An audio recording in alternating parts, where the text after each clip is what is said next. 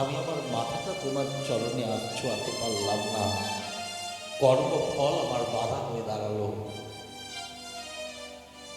ভগবানের চিত্তটা যেন আরো বিগলিত হলো পিতামহ ভীষ্মের বাণী শুনে। ভগবান দ্বারকাধীশ বলছেন, হে পিতামহ, তোমার এই নাতিগুলোকে সবাইকে নিয়ে এসেছি, তুমি একটু উপদেশ করো। কুরুক্ষেত্রের যুদ্ধের পর থেকে রাত্রির পর রাত্রি তারা কাঁদছেন। এই কুরুক্ষেত্রের যুদ্ধ নাকি তাদের অধর্ম হয়েছে, অন্যায় হয়েছে, পাপ হয়েছে। তুমি তাদেরকে উপদেশ দিয়ে তাদের মনের সংশয় সন্দেহকে দূর করো। পিতামহ ভীষ্ম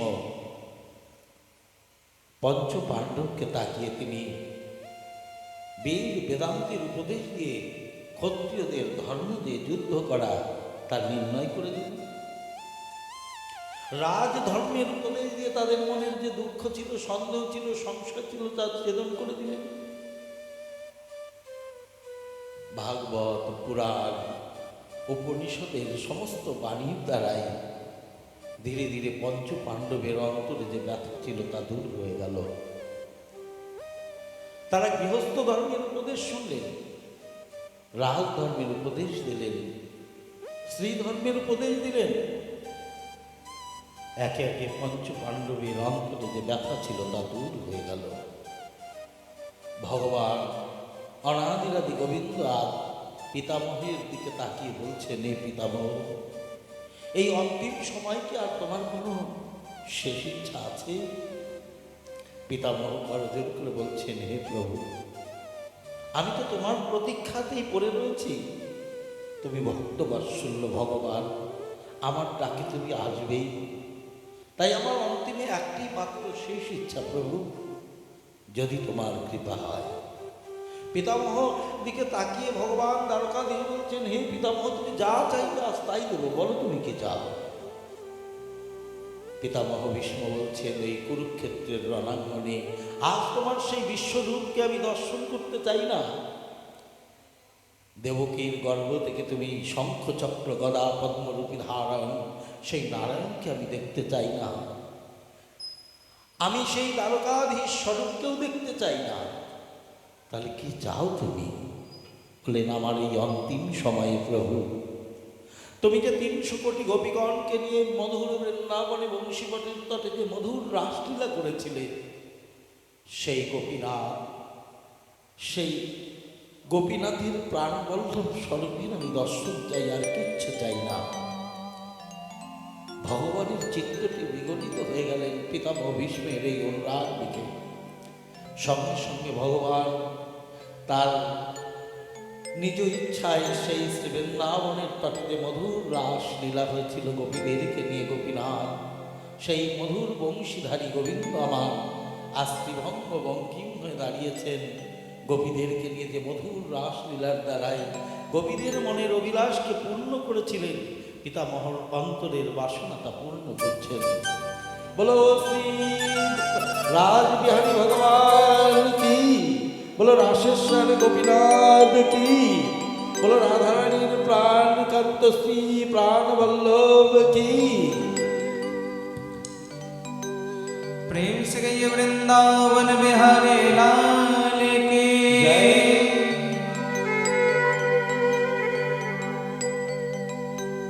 मधुमय वृंदावने मधुर बांशी बाजे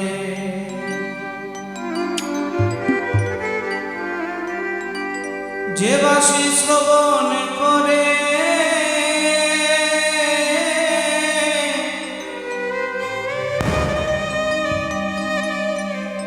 ব্রজ গোপী ছুটে আসে,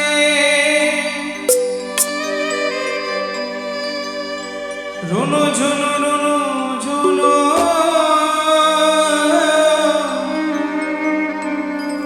মধুর বাঁশুরি বাজে,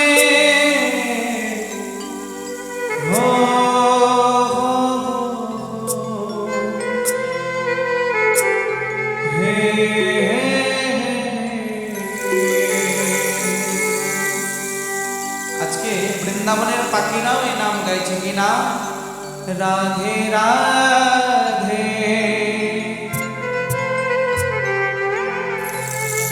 রাধে রাধে। সকলে একটু হাত করে করে গাইব প্রেম সে, বৃন্দাবন বিহাरी लाल की।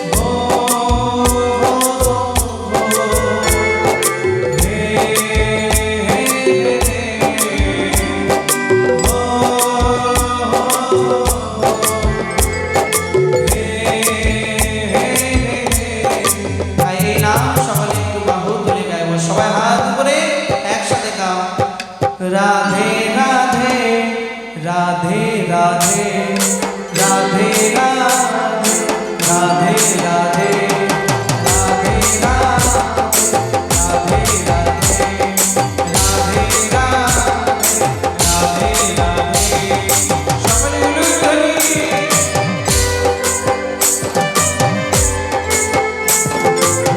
প্রেম সে বৃন্দাবন বিহাरी लाल की।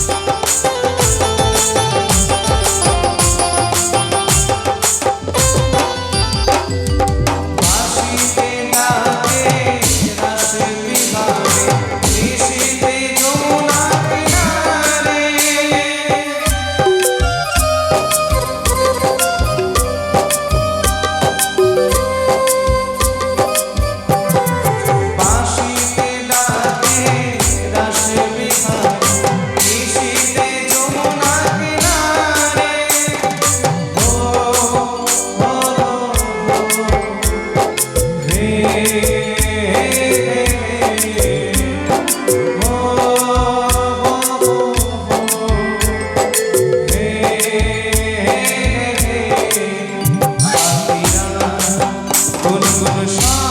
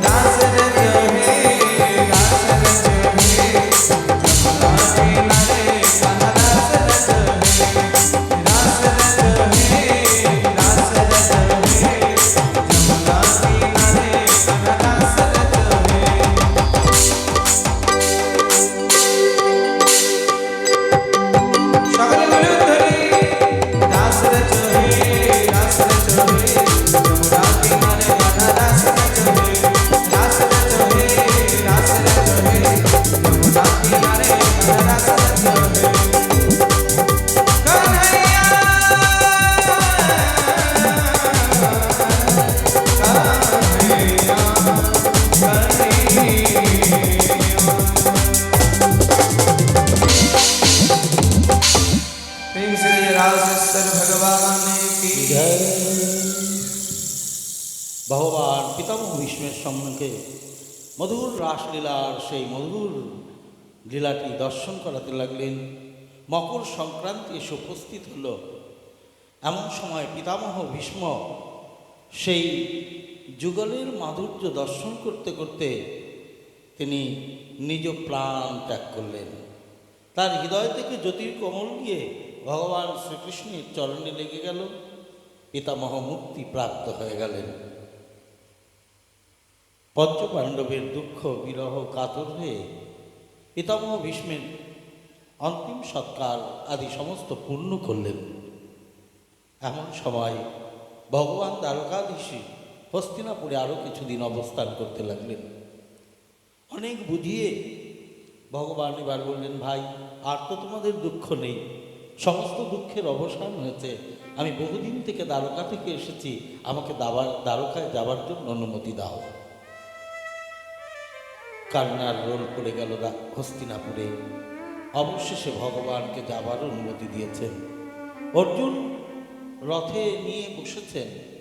এমন সময় উত্তরা দূর থেকে দেখছেন একটা ব্রহ্মাস্ত্র ভয়ঙ্কর তেজ আলোকিত করে তার দিকে ছুটে আসছেন।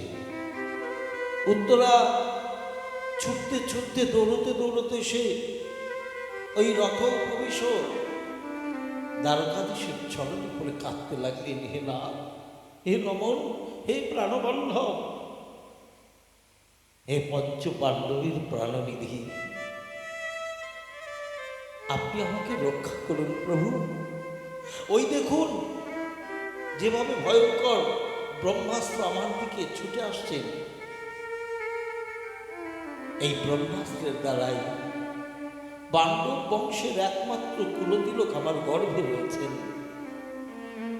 তার প্রাণ চলে যাবে। তাই এই ব্রহ্মাস্ত্রের দ্বারাই যদি আমার মৃত্যু হয় আমার কোনো দুঃখ নেই না, কিন্তু পাণ্ডব বংশের একমাত্র কুলতিলকের যদি প্রাণ চলে যায়, তাই আপনার চরণে আমি শরণাগত। অশ্বত্থামা যে ব্রহ্মাস্ত্রকে ছেড়েছেন, এই ব্রহ্মাস্ত্রের তেজ যখন ভগবান তাকিয়ে দেখছেন, দুর্বার তেজ ধেয়ে আসছেন ওই অভিমান্য ভার্যা উত্তরার দিকে। ভগবান উত্তরার এই কথা শুনে সঙ্গে সঙ্গে সুদর্শনকে ছেড়ে দিলেন। আর সুদর্শন চক্র ধীরে ধীরে অশ্বত্থামার প্রেরিত ব্রহ্মাস্ত্রকে নিবারণ করতে লাগলেন। যখন ব্রহ্মাস্ত্রের তেজকে নিমাপন হয়েছেন, ঠিকই উত্তরা তো চরণ ধরে কাঁদছেন। ভগবান মনে মনে বিচার করছেন, এই ব্রহ্মাস্ত্রের তেজ যদি উত্তরার গর্ভের মধ্যে প্রভাবিত হয়, তাহলে গর্ভজাত শিশু বিকলাঙ্গ হয়ে জন্মাবে। বিকলাঙ্গ শিশুর দ্বারাই তো পাণ্ডবদের কল্যাণ হবে না। ভগবান সঙ্গে সঙ্গে তিনি ছোট্ট একটি সূক্ষ্ম মূর্তি ধারণ করে উত্তরার কক্ষের মধ্যে দিয়ে গর্ভের মধ্যে সদ্যজাত শিশুটিকে আগলে নিলেন। ব্রহ্মাস্ত্রের তেজ নিপাতন হয়ে গেল। উত্তরার গর্ভ থেকে ভগবান যখন বেরিয়ে এলেন, এই দৃশ্যটি কুন্তী দেবী দর্শন মাত্রই তিনি ছুটতে ছুটতে গিয়ে দ্বারকাধীশের চরণ পড়ে কাঁদতে লাগলেন, হে না, হে রমণ, হে অনাদিরাদি গোবিন্দ, হে সর্বকারণের কারণ, হে জগদীশ্বর। ভগবান দ্বারকাধীশ কুন্তী দেবীকে চরণ থেকে তুলে নিয়ে বক্ষে আলিঙ্গন করে বলছেন, পিসিমা, পিসিমা। কুন্তী দেবী বলছেন, হে অনাদিরাদি গোবিন্দ, তুমি সর্বকারণের কারণ হও, তুমি যদুদের যাদবের আত্মীয় হয়ে রয়েছ। তাই এতদিন জানতাম তুমি আমার ভ্রাতুষ্পুত্র, এতদিন জানতাম যে তুমি আমাদের স্বজন আত্মীয়, কিন্তু আজ আমি যে নিজে চোখে দেখলাম তুমি আত্মীয় স্বজন নয়, তুমি যদুবংশ আমাদের কোনো বান্ধব নয়, তুমি সাক্ষাৎ অনাদি গোবিন্দ। তুমি সর্বকারণের কারণ হয়ে পাণ্ডবদের রক্ষা করবার জন্য পাণ্ডবদের আত্মীয় হয়ে এসেছ না। তাই হে জগদীশ্বর, হে অনাদিরাদি গোবিন্দ, আজ তুমি শুধু আমাদের আত্মীয় নও, তুমি অনাদিরাদি গোবিন্দ, তুমি সর্বকারণের কারণ। ভগবান বলছেন, হে পিসিমা, এতদিন তুমি আমাকে আত্মীয়র প্রেমদড়ি বেঁধেছিলে, আবার কিনা এবার ভগবানের প্রেমদড়িতে বেঁধে দিলে, ভগবানের প্রেমদড়িতে আমাকে বেঁধে দিলে। কিন্তু পিসিমা, তুমি যখন জেনেই গেছো যে আমি ভগবান, তাহলে আমার কাছ থেকে তো তোমাকে বর নিতে হবে। কারণ ভগবানের কাছে এসে থেকেও কেউ খালি হাতে ফিরে যায় না।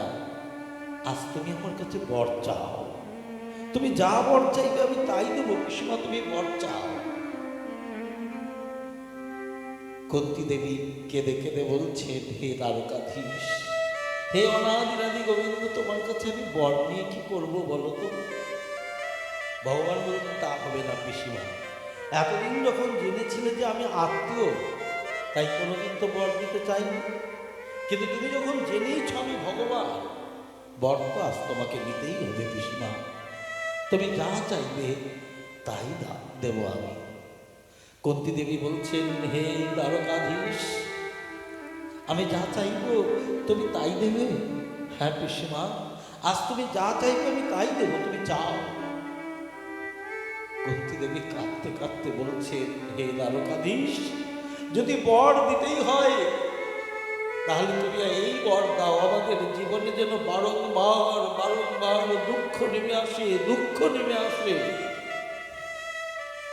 ভগবান পিসিমার চোখের জল মুছিয়ে দিয়ে বলছেন, পিসিমা, তুমি একই বর চাইলে আমার কাছে? এ জগতে কেউ তো আমার কাছে দুঃখ চায় না পিসিমা। সবাই সুখ চায়, বিষয় চায়, বৈভব চায়, ধন চায়, দৌলত চায়। দুঃখ তো কেউ বর চায় না। আর দুঃখ বর আমি দেব কেন বলো পিসিমা? দুঃখ বরটা কি দেওয়া যায়? কুন্তী দেবী বলছেন, ও দ্বারকাধীশ, দুঃখ বরটা কেন চাইলাম জানো? যতদিন পর্যন্ত পঞ্চপাণ্ডবদের জীবনে দুঃখ ছিল, ততদিন তুমি ছায়ার মতো আড়াল করে তাদেরকে আগলে রেখেছিলে। যতদিন পাণ্ডবদের জীবনে দুঃখ ছিল, ততদিন তুমি ছায়ার মতো আড়াল করে রেখেছিলে। ভরা সভার মধ্যে দ্রৌপদীর যখন বস্ত্রহরণ হয়, ভেবেছিলেন পঞ্চস্বামীটাকে রক্ষা করবেন, কিন্তু কই, নিরুপায় হয়ে যখন গোবিন্দ প্রাণ গোবিন্দ বলে ডাকলেন, তুমি তো পাণ্ডবদের দুঃখের হাত থেকে, নারীর লজ্জা থেকে তুমি তো রক্ষা করেছিলে। যদুগৃহে পুড়িয়ে মারবার জন্য যখন দুর্যোধন কুমন্ত্রণা করেছিলে, তুমি তো অগ্নি পান করে পাণ্ডবদের এই দুঃখ থেকে রক্ষা করছিলে। দুর্বাসা ঋষি পাণ্ডবদেরকে অভিশাপ দেবার জন্য এসেছিলেন দুর্যোধনের পরামর্শে। 10,000 শিষ্যকে নিয়ে সূর্য অস্তাচলের পরে তিনি অতিথি হয়ে, সেদিন তো দ্রৌপদী কাঁদতে কাঁদতে তোমাকেই তো ডেকেছিল না, যে হে দ্বারকাধীশ, আজ বিপদ সমাগত, তুমি রক্ষা করো। কারণ দ্রৌপদী জানত যে সূর্য অস্তাচলের পরে যদি একজন অতিথি আসেন দ্রৌপদীর কাছে, ভোজন করাতে পারবে না। তাই সেদিন তো নিরুপায় হয়ে গোবিন্দ হয়ে প্রাণবল্লভ বলে ডেকেছিল দ্রৌপদী। আর তুমি তো ক্ষুধায় এসে বলছেন, দ্রৌপদী আমি বড় ক্ষুধার্ত, আমাকে কিছু খেতে দাও। দ্রৌপদী বলছি, না, যে বিপদে পড়ে আজ তোমাকে ডাকলাম, আজ কিনা তুমি সেই বিপদে ফেলে দিলে। দাও না, আমি খিদের জ্বালায় থাকতে পারছি না। দেখো না, হাড়ি কোণে এক টুকরো বর্ণের দানা আর 7টা পেয়ে তুমি একটা জল পান করে এমন উদ্গার দিলে, দুর্বাসা ঋষি ত্রাহিমাম ত্রাহিমাম বলতে বলতে পালিয়ে গেল।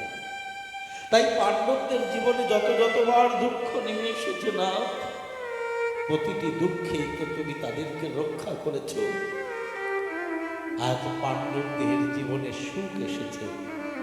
আজ আমি রাজ রানী মাতা, আজ ধর্মরাজ যুধিষ্ঠির রাজাধিরাজ, আজ পাণ্ডবদের জীবনে সুখ, আনন্দ, স্বচ্ছন্দতা। আজ তুমি আমাদেরকে ছেড়ে চলে যাচ্ছ না, তাই সুখে তো তোমাকে পাওয়া যায় না, দুঃখে তোমাকে পাওয়া যায়।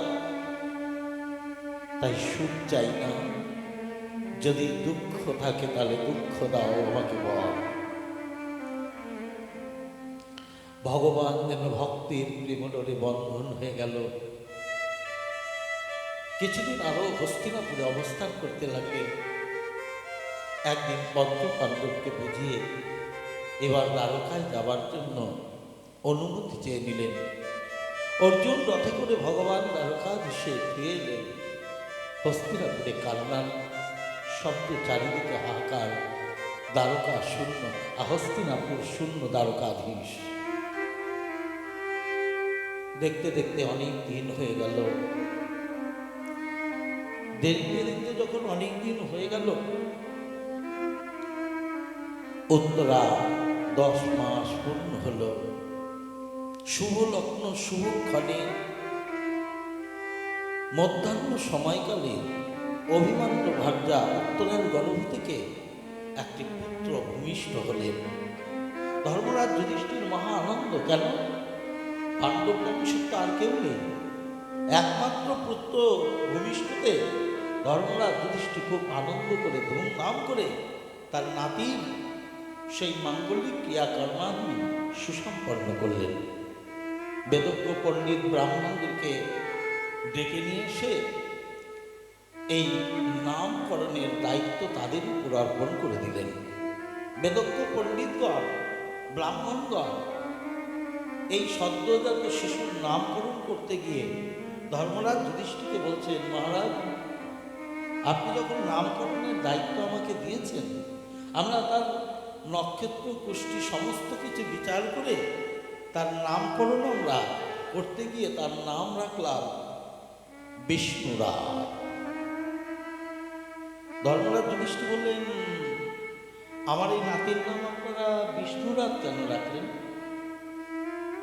বলেন, দেখুন, মাতৃ গর্ভের মধ্যে ভগবান বিষ্ণু যাকে রক্ষা করেছেন, তাই জন্য এই পুত্রের নাম বিষ্ণুরাজ। কিন্তু মহারাজ, আপনার এই নাতিকে বিষ্ণুরাজ নামে কেউ চিনবে না। জগতে তার আরেকটি নাম হবে, তার নাম হচ্ছেন চক্রবর্তী সম্রাট মহারাজ পরীক্ষিত। ধর্মরাজ যুধিষ্ঠির বললেন, এই নামটার পেছনে নিশ্চয়ই তাহলে কিছু কারণ আছে। বলেন, হ্যাঁ, আপনার এই ছেলেটা, এই নাতিটা যখন একটু বড় হবে, রাস্তা দিয়ে যদি কোনো কালো মানুষ হেঁটে যায়, দৌড়ে গিয়ে তার সামনে জড়িয়ে ধরে তার মুখের দিকে তাকাবে, এই বিষয়ে যিনি আমাকে মাতৃ গর্ভের মধ্যে রক্ষা করেছিলেন। কেউ যদি পীতবর্ণের বসন করে রাস্তা দিয়ে হেঁটে যায়, তাকে জড়িয়ে দিয়ে তার মুখের দিকে তাকিয়ে পরীক্ষা করবেন, এনেই কি সেই যিনি আমাকে মাতৃ গর্ভের মধ্যে রক্ষা করেছিলেন। তাই জগতের সকলকে পরীক্ষা করতে করতে এর নাম হয়ে যাবে পরীক্ষিত।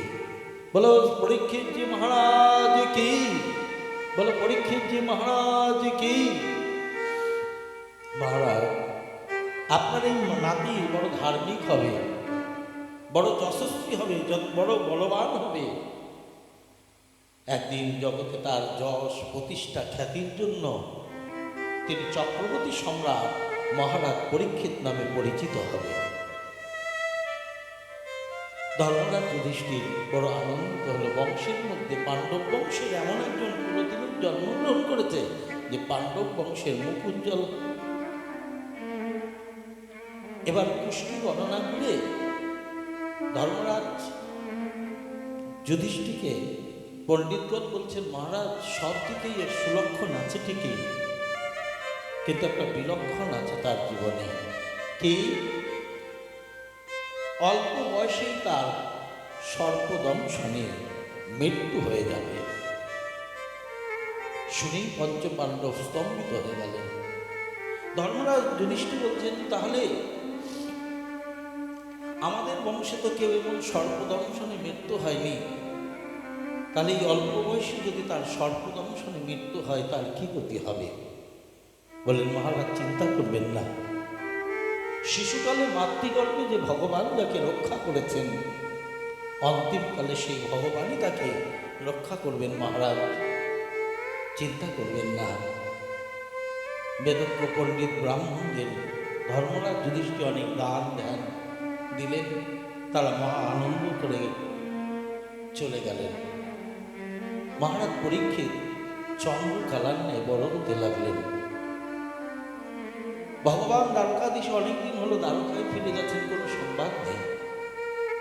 একদিন অর্জুনকে বলছেন, ভাই অর্জুন, ধর্মরাজ যুধিষ্ঠির অনেকদিন হলো দ্বারকায় চলে গেছে, তার যখন কোনো সংবাদ নেই, একবার যাও দ্বারকায়, গিয়ে তুমি তার অন্তত সুকৌশল আছে কিনা সংবাদটা নিয়ে এসো। অর্জুন মহা আনন্দ করে রথে চেপে চলে যাচ্ছেন দ্বারকার পথে। সমুদ্রের কাছে এসে যখন পৌঁছেছেন, শুনতে পেলেন সেই দ্বারকাধীশ ভগবান আর নেই। 56 কোটি যদুবংশকে নিয়ে তিনি ধরাধাম লীলা ত্যাগ করে তিনি পরম ধাম গমন করেছেন।